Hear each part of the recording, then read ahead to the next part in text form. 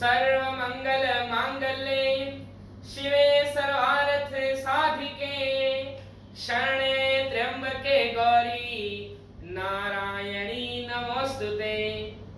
तो जैसा आप सभी को पता है कि हमारे बहुत सारे वेद हैं, पुराण हैं, धार्मिक ग्रंथ हैं। पिछली वीडियो में मैंने 18 पुराणों के बारे में कुछ थोड़ी सी जानकारी दी थी और आज मैं आपको हमारे पवित्र ग्रंथ महाभारत के बारे में कुछ जानकारी देना चाहता हूँ। महाभारत जैसा कि आप ये देख रहे हैं, महाभारत 2 खंड में है। प्रथम खंड और यह है श्री महाभारत का द्वितीय खंड। पहले ये 7 खंडों में आती थी, लेकिन अब संस्कृत में नहीं आती, सिर्फ हिंदी में आती है। तो 2 खंडों में गीता प्रेस गोरखपुर इस पुस्तक का प्रकाशन कर रहा है। तो पहले तो मैं ये बताना चाहूंगा, जो महाभारत है ये 5वें वेद के समान है।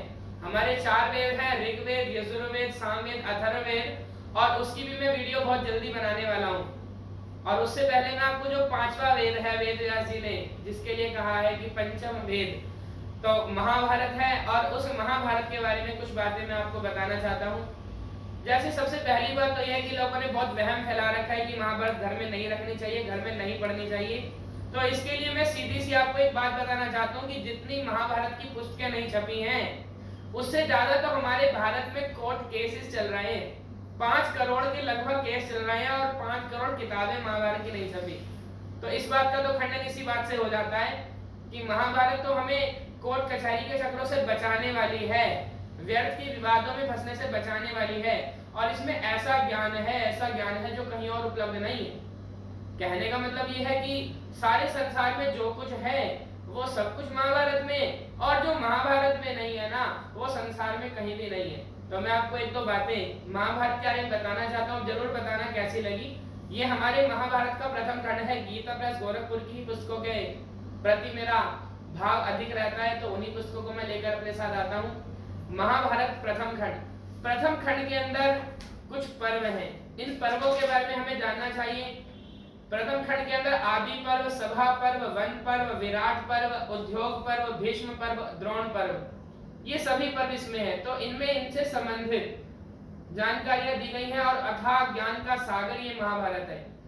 और महाभारत कभी कभी लोगों को प्रारंभ से पढ़ने में थोड़ा सा ऐसे लगता है कि वो समझ नहीं आती, तो उसके लिए उनको महाभारत के द्वितीय खंड से शुरुआत करनी चाहिए। जैसा कि मैं पढ़ रहा हूँ, जब मैंने पढ़ना शुरू किया तो मैंने पहले प्रथम खंड पढ़ा था, और जब मैंने आधा प्रथम खंड पढ़ लिया तो मुझे कुछ और इंटरेस्टेड पढ़ने के लिए मैंने जब किसी से सलाह ली, तो ज्ञानियों ने, संतों, महात्माओं ने मुझे इस बारे में बताया कि आप द्वितीय खंड से प्रारंभ कीजिए।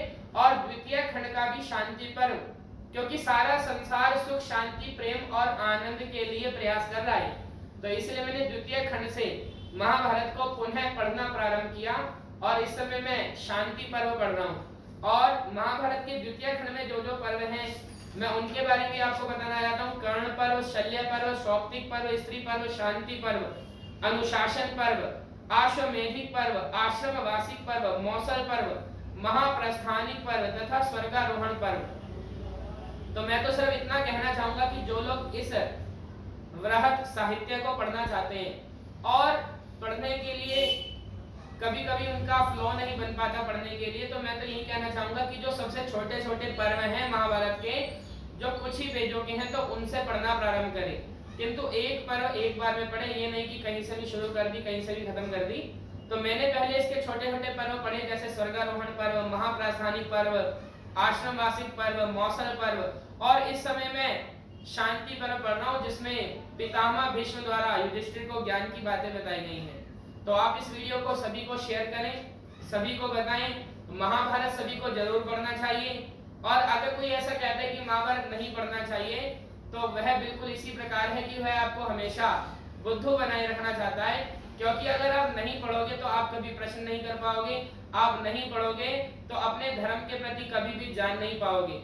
सनातन धर्म बहुत ही पवित्र है, बहुत ही महान धर्म है। पंचतंत्र की कहानियां इसी से ली गई हैं। जो हमारे आचार्य चाणक्य थे, उनका जो शास्त्र था वह भी सब कुछ महाभारत से लिया गया।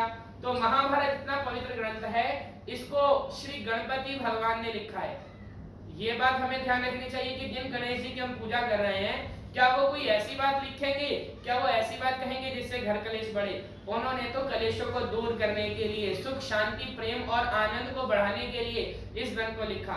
वेदव्यास जी की वाणी है और गणपति जी भगवान लिख रहे हैं, जैसा आप इस फोटो में भी देख रहे हो, प्रथम खंड में भी और द्वितीय खंड में भी। ये प्रथम खंड में भी इसी प्रकार का चित्र है, गणपति भगवान लिख रहे हैं और व्यास जी बता रहे हैं, क्योंकि ये सबसे वृहत साहित्य सनातन धर्म का है और सभी प्रकार की जानकारियों को देने वाला है।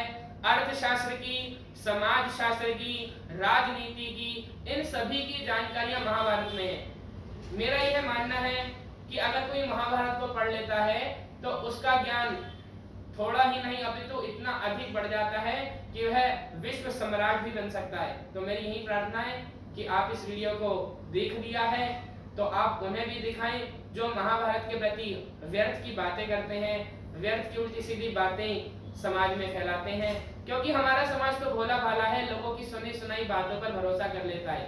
यही कहना चाहूंगा कि सनातन धर्म से संबंधित कोई भी बात हो तो वेदों पुराणों के अनुसार, अपने ग्रंथों के अनुसार ही उनको अपने व्यवहार में, आचरण में लाने का पालन करें। जय श्री राम, जय श्री राम।